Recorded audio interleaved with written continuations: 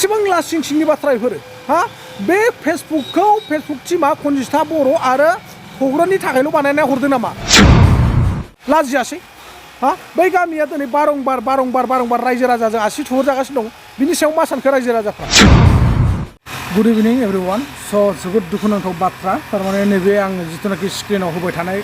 सानै मानसिया हमजाबाय दा मानो हमजादों नोंथांमोना गाहायावनो अलरेडि नुगासिनो दंखायो अके टके गंनै दङ बिथांमोनाव पिस्तल गंनै दङ लोगोसे मबाइल गंथाम दङ माबा एन्ड्रइड मबाइला आरो लोगोसे मबाइल फिसा गंनै दङ आरो बैयाव मोनसे जानजियाव लाग्रा बेग दङ दा बिथांमोना बबे आफादनिमोन आरो मारैहाय बेफोरबायदि हमजाखो मा मावोमोन दा गोबां साननो गोनां दिनै जोंनि बर'फ्रा बिटिआर सान्थि सुक्तिनि गेजेरजों बा बिटिआर गोजोन गोरोबथानि गेजेरजों गोबां सान्थियाव फैबाय माबाय दायो जेबो प्रब्लेम गैला आफाद गैला होननानै बयबो बुजिगासिनो दंमोन बा खोनागासिनो दंमोन मिथिगासिनो दंमोन नाथाय दिनैनि दिनाव बिसोर सानै बिथांमोना बबेनिफ्राय नुजाफैखो दा मिथिनाय बायदिब्ला सासेया सनितपुर जिल्ला ढेकियाजुलिनि अभियासलि जोंनि हग्राजुलिनिनो आरोना दा नोंथांमोन नैबे जिथुनाखि आं स्क्रिनाव होनाय बे सासेनि मुङा जाहैबाय रहित बसुमतारी आरोना बिथाङा थुमफ्रा माने करतें Basumatary village Ranchandri PS Dhekiajuli district Sonitpur Assam आरो नैबे सासे जोंहा मा होनदों गब्दा बसुमतारी मा होनदों बिबुंसार बसुमतारी SO लेट थारमाने बिपिन मुसाहारि बसुमतारी भिलेज मा होनदों देवसानि मा होनदों खायलापुरि PS मासबाद बेनि उनाव डिस्ट्रिक्ट उदालगुरि आसाम दा बिथांमोना सानै सुबुं मोननै जिल्लानि दा माब्रैहाय बेफोरबायदि हमजाखो आरो माबे आफादाव दंमोन जेबो फात्ता मोनाखै दा बिथांमोननि आखायाव सानैजों गंनै पिस्तल दंमोन लोगोसे गंनै अके टके दंमोन गंथाम एन्ड्रइड फन दंमोन आरो गंनै मबाइल फिसा दंमोन आरो जानजियाव लाग्रा बेग मोनसे दंमोन दा जोबोर सोमोनांथाव बाथ्रा गोजोन गोरोबथा जाखांनायनि उनाव जे बिथांमोना मा हिसाबै मा साननानै जे दिनैनि दिनाव बेफोरबायदि हाथियार लानानै सोराङाव हमजाफैखो माब्रैहाय दा जोबोद दुखुनांथाव बाथ्रा दा जोङो बेखौनो सानो बेफोरबायदि जानो नाङा नोंथांमोना हाथियार लादों दङ नोंथांमोननि आखायाव सोरनावबाफोर दङ नोंथांमोना लानानै दङब्ला दङ नोंथांमोना बेखौ नोंथांमोना अपेनलि बेफोरबायदि लानानै बेरायनांगौ बा हमजानांगौ आं बेखौ सानाखै दिनै नाय बिटिआर गोजोन गोरोबथानि उनाव नोंथांमोना दा बे गोजोन गोरोबथानि उनावबो जुदि बेफोरबायदि हमजायोब्ला बेसेबां गिदिर दायनिगिरि जायो आरो माबायदि साजा होगोन सरकारासो बेखौ मिथिसिगौ दिनै आसामनि जिथुनाखि मा होनना बुङो बेखौ पुलिसफोर बा हमना ला जोंनि सनितपुर जिल्लानि ढेकियाजुलि ओनसोलनि सनितपुर पुलिसफोर आरो लोगोसे तेजपुरनि SP DSPफ्रा बा बिथां सानैनि सायावबा माबायदि केसखौ हेभि खालामगोन ना बले बिथांमोना सनितपुराव हमजाखो ना उदालगुरियाव हमजाखो आं दासिमबो बिनि डिटेल्सखौ मोनथ'वाखै बाट आङो सासे मानसिया फट'खौ हरनायलाय बेखायनो आङो लाबोदों आरो दुखुनांथाव बाथ्रा दा आं बिथांमोनखौ जेबो बुंनो थाङा बिथांमोना मानि थाखाय जे बेफोरबायदि हाथियार लादोंमोन बा हाथियार हमनो गोनां जादोंमोन आं बेखौ जेबो बुजि मोनाखै जेबो गुदि खिथा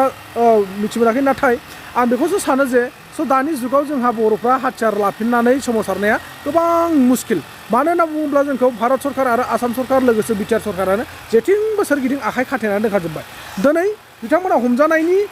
जाहोनाबो जाहैबाय आंनिब्ला जोंनि बर'फोरनिनो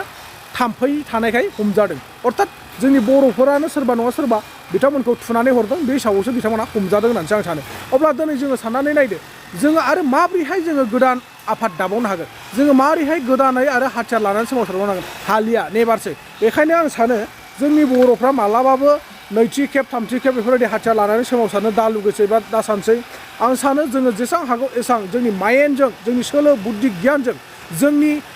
आखाइजों जोंनि कलमजों बहिजों माबोरैबा जोङो नांनो हागोन बा जुजिनो हागोन जों बेखौसो अराय सम सिमां सुजुनांसिगौ होननानै आं सानो दा नोंथांमोना सोर मा सानदों निस्सय जोबथारजासिम नाय आरो कमेन्टआव फोरमायहरबानो जाबाय आरो लोगोसे सोरबाफोर आंनि चेनेलाव गोदानै फैदोंब्ला प्लिज अननानै बे चेनेलखौ साबस्क्राइब खालामनायजों लोगोसे खाथियाव थानाय बेलनि आइकनखौबो अलनि नटिफिकेसन थुनानै ला लोगोसे जों बेफोरबायदि मोजां गाज्रि भिडिअफोरखौ जों सोरांब्लानो बा अखानायब्लानो शेयार खालामलायबाय थानो हायो आरो बा सावरायलायबाय थानो हायो लोगोसे नोंथांमोना मोजां मोनोब्ला प्लिज अननानै आंनि चेनेलखौ बयबो मोनसे शेयार खालामना होबानो जाबाय आरोना दा बुंनांगौथ' एसेबां खोथा गैया जिखुनु दा बेजों लोगोसे आं फंनैसो बाथ्रा बुंनो लुगैदों आरोबाव नैबे आं जिथुनाखि स्क्रिनाव होनाय जिखुनु जोंहा तग्रन होननानै बुङो नङा होमबा तग्रन कनजिता बर'नि फिसाय कनजिता बर'आ बावाखै रायजोजों बुजानाया समाजनि मानसिफोरजों लाजि फोनांजानाय बुजानाया फान्थाब फुन्थाब थालिर बिलाइ गाननानै मोसालाबायनायनि थाखाय बा रिल्स बानायनायनि थाखाय दिनै आरो फैयै फिन माने बिनि फिसाय थग्रोनाबो माने बिखुं मानदों थारमाने बिखुङाव थाव फोनदों बिथाङाबो दिनै समाजनि गेजेराव बा रायजो राजा आइ आफा बिदा फंबायनि गेजेराव जाङियाल' अर्थात आन्डारपेन्टल' गाननानै मोनसे भिडिअ भाइरेल जानायखौ जों नुनो मोन्दों मानो होनना बुङोब्ला दिनै बे भाइरेला बिनिनो बिसि कनजितायानो खुद भिडिअखौ बानायदों आरो हगारदों नङा होमबा दा बेसे लाजिथावना बाथ्रा बेसेबां लासिं सिंनि बाथ्रा बेफोरो हा बे फेसबुक टिमा कनजिता बर' आरो थग्रननि थाखायल' बानायना हरदों नामा बिथांमोनहाल' भाइरेल जानांगौ नामा ससियेल मिडियाआव हा बिथांमोनखौ दबथायनो हानाय गामियाव रायजो राजा दंना गैला समाज दंना गैला आयेन दंना गैला हा बै गामियाव गावबुरा सेक्रेटारिफोर बिबान सालायग्रा मानसिफोर दंना गैला ना बले कनजितानि बै समनि दावरावखौ लानानैनो गावबुरा सेक्रेटारि रावबो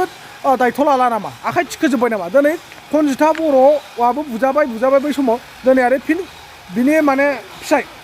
नङा होमबा हासबेन्डआबो दिनै जाङियाल' गाननानै भाइरेल जाफैदों ससियेल मिडिया लाजियासै हा बै गामिया दिनै बारंबार रायजो राजाजों आसि थुहरजागासिनो दं बिनि सायाव मा सानखो रायजो राजाफ्रा बै कनजिता बर' फिसायनि सायाव थग्रन सायाव मा एक्सन लानो सानखो आंनिबाथ' एक्सन लाथारनांगौ सानैखौबो एबाराव हान्थु खेराय आरो लाम हो मिथियोना बेखौ बुसिजोबनांगौ बेफोरबायदि मानसिखौ सालाफोरखौ खनसे नङा खननै नङा खनथाम दाख्लै बावै जिथुनाखि थग्रना दार्जिलिं ना बहाबा थानाय समाव बा ना नेपालाव थानाय समाव कनजिताखौ मबाइल नाम्बार होलायनानै जेरावबो ससियेल मिडियाआव गुवाहाटियाव फाननो थाङो मानो थाङो होननानै भाइरेल खालामनायनि सायाव दिनै कनजिता बर' फिसायखौ फिन बदला लादों नामा फिन भाइरेल खालामफिनदों नामा हा लाजिया नोंसोरो नोंसिनि फेसबुकनि